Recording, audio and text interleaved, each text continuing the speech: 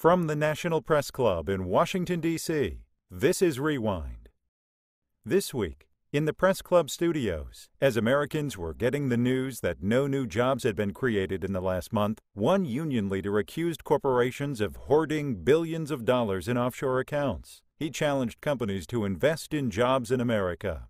You know, we have technology, we have all kinds of research centers. Instead of putting them in New Delhi, India, put them in Chicago. Put them somewhere where people can go back to work. At a press club luncheon, the Labor Secretary said the president has ideas on how to put Americans back to work. One of the things that he's talked about already was extending the payroll tax that will help millions of people and help put some discretionary funding out there that will help spur some job creation. That's one part of it. The other would be to extend the unemployment insurance benefit program that helps to provide a safety net for millions of people who are still looking for jobs.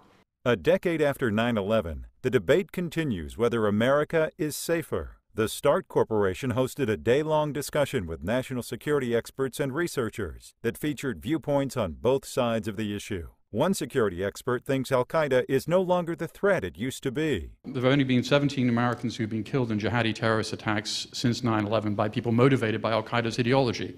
Fort Hood, Texas, of course, being the most obvious, where 13 people died. More Americans die in their bathtubs by considerable numbers than die in terrorist attacks since 9/11. But a counterterrorism consultant says America's budget problems compromise our ability to defend ourselves. We have an economy in shambles, a national debt that stands at over $14 trillion. This debt threatens our ability to continue to maintain our current security apparatus on which Peter is staking his argument, and also our ability to project power. Our military says this.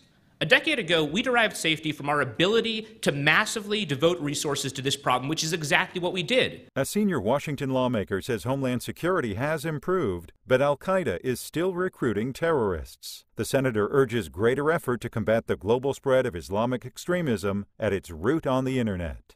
We also need to facilitate, I think, new partnerships between the Internet companies and Muslim American communities to create positive content that counters the propaganda of the terrorists.